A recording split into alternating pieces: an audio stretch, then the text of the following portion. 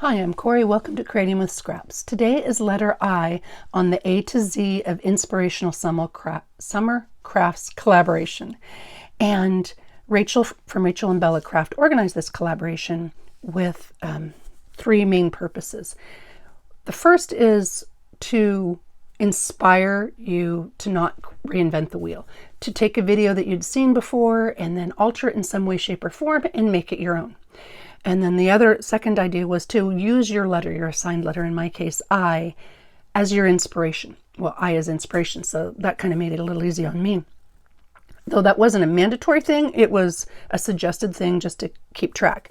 And then the third piece was to use a kit that she and Natalie from Line.Arrow had created last year. And so I had originally intended to use the video that I'm using for my inspiration. It's a Jibidneri video from April 2018, and it's called Woodland Journal.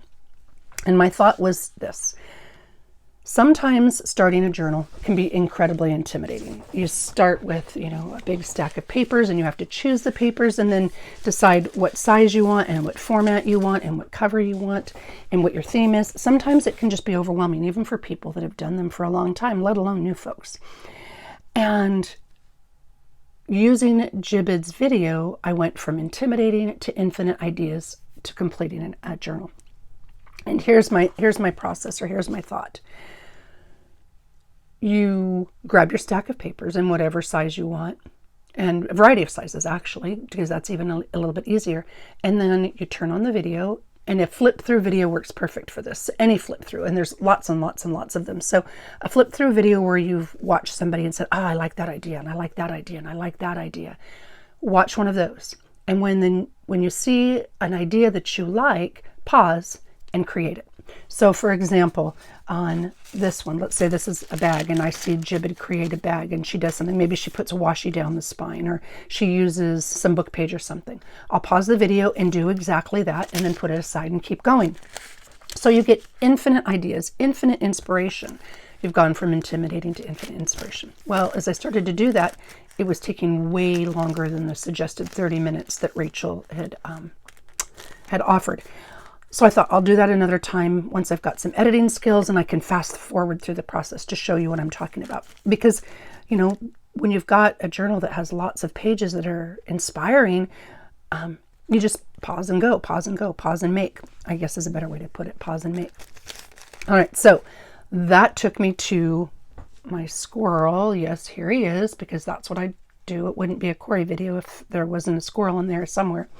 So I kept seeing envelopes, and one of the pieces in Jibid's video is one of these Jibid envelopes, and I've made them before where you piece together paper and you sew it and then you make an envelope from it, and I absolutely love it, but an envelope doesn't start with an I.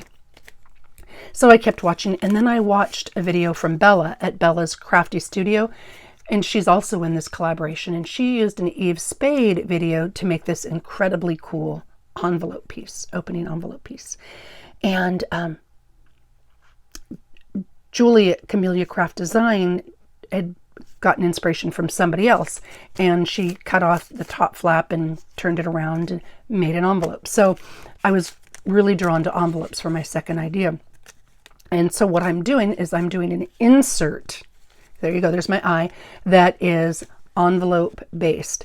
And it's kind of similar to Julie's, but a little bit different because I changed my configuration. And has this been done before? Entirely possible. Probably. I shouldn't even say possible. It probably has. I haven't seen it, but that doesn't mean it doesn't exist. And basically what it is, it's an insert or an inclusion. Say this piece right here was my journaling page that I wanted to decorate or embellish. I've got my decorated envelope. It's just a base envelope. And I'm going to glue two sides down, right? And then I've got a belly, that makes it into a belly band. So there's the piece that I'm going to tuck into my belly band. Okay. And then it's got a pocket because I opened the top of the envelope. So I've got a pocket right here, and I'm going to put a tag in that. And then I used the flap of the envelope as a tuck spot so I can tuck a card underneath it. And that is my inspired insert for today. And this is what I'm going to be showing you. And I'm using Rachel and Bella's kit, which brings me to the next piece. I also recently watched a Tracy Fox video titled Step by Step Making Easy and Cheap Ephemera, because I am as guilty as the next person. If something new comes out and I want to try it, I want to use it, but I don't need to. I have a lot of stuff already and I can make do. And one of the things I don't have a lot of, but I have some, is digital kits. So if you're inspired by Rachel and Natalie's beautiful kit, absolutely go buy it. But if not, go shopping in your own digitals. Like I have these printable sheets, and I tell myself I don't have very many digitals, but I have a whole bunch of Tracy Fox digitals and love them, but I don't use them enough. And so I've got these leftover bits from my Take Flight and my Wildflower book, and I've been meaning to use them and wanting to use them.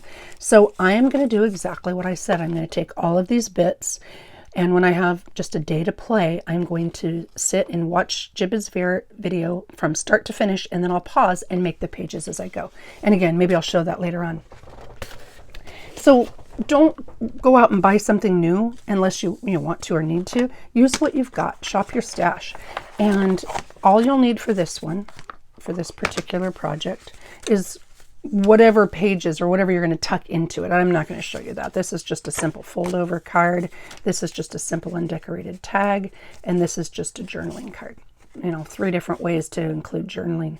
But, I'm not going to focus on those. I'm going to show you how I made the envelope. And it really, really is that simple. Okay. First, you're going to choose an envelope. And again, this one's got, the barcode on it. And these are all coffee dyed because I like to do that. But it can be any size envelope. It can be a glassine envelope. It can be big. It can be small. It can be a window pocket, because that part's not going to show. Remember, this is going to be a belly band, so the window wouldn't necessarily show on mine. I am going to use this. You know what? I'll use this one. No, I'll use this one simply because I can zoom in a little bit. So I'm going to show you what I did. And the first thing I did was, envelope opens this way. I just flipped this piece over. That's it. Just flipped it over so that my envelope is going to open in the back right here, right? And this is going to be the piece that is glued down to my page, right? Because I'm going to make this into a belly band, so glue and glue. And then this piece will come right here and turn into my tuck. And it's that simple. Then all you do is you choose the papers you want. This one's already been torn. It might be a little big for what I want here, but I really like this. So I'm going to, and this is my glue paper. I'm going to, let's see, do I have any more of the Gorilla Glue? I think, yeah, I pretty much killed it. Kind of a bummer. I like Gorilla Glue for this simply because it doesn't smush as much, but they don't make it anymore, so I'll go with the Yoo-Hoo.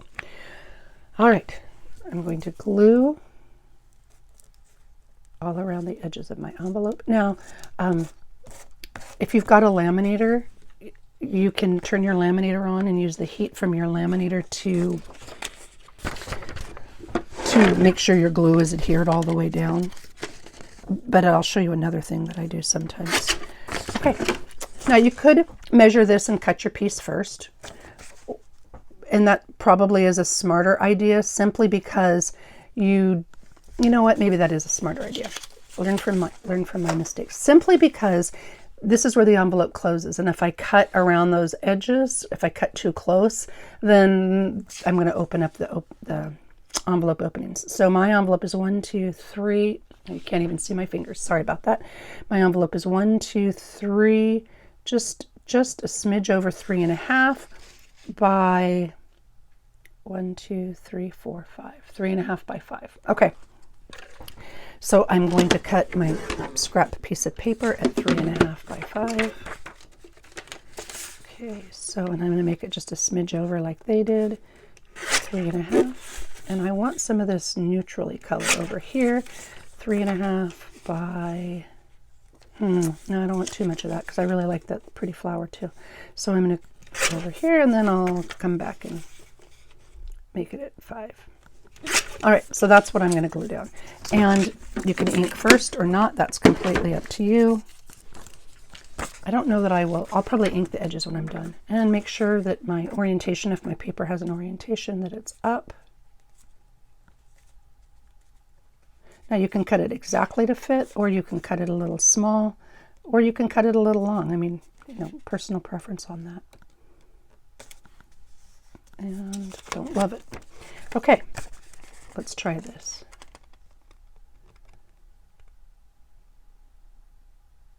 That's why it's a little easier, I think, to trim it afterwards. But then again, if you get the sides or the edges, and I've packed for my cruise, and so I've already put my, the ice scraper that I use to adhere things down. I put my ice scraper already in my bag. So, okay. There you go. So I've got the base layer down. Now here is my tip or trick or whatever. Heat can reactivate glue. So if you've got an area that's lifting or it's not permanently down, I got this at a yard sale. It's just a hair straightener. It's a flat one, and I keep it on my desk. I use it for ribbon a lot, but you can also use it for paper.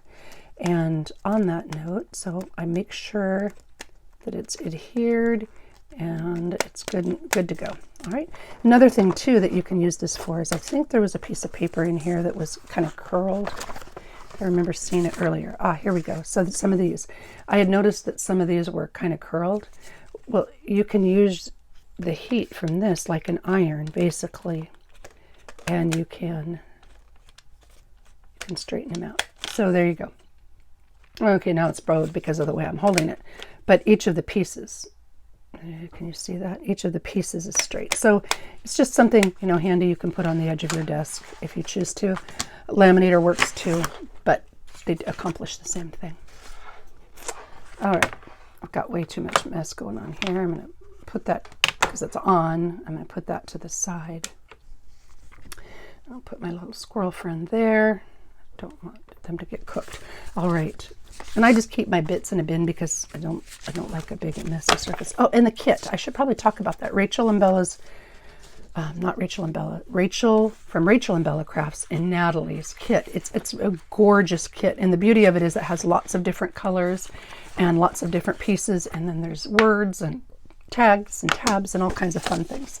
So the link for that and the link for all the other people will be below. I'll probably come in and edit it afterwards because that's generally what I do. But I will make sure and include all of those.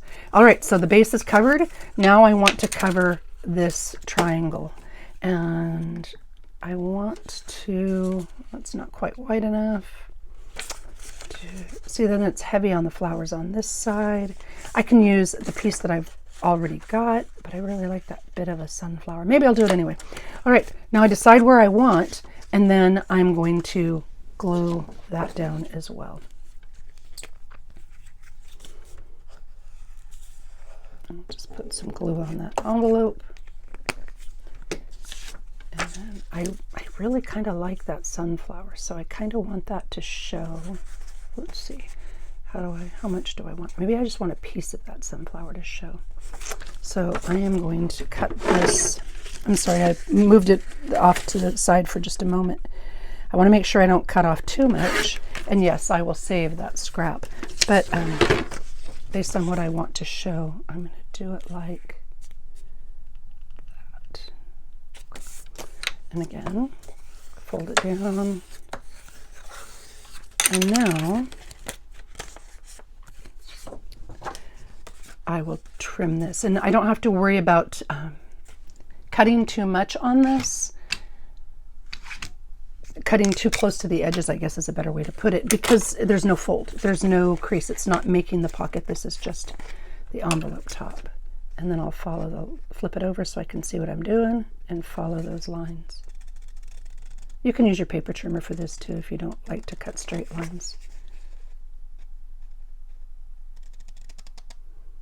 I was just checking to see if I'm in frame there, and it looks like I am. Okay. Cutting and talking at the same time can be a challenge. All right, there we go. And again, saving that scrap. And I'm going to use my crimper again. I find that glue stick often lifts, and if I reactivate the glue, I get less lift. Okay, there's that.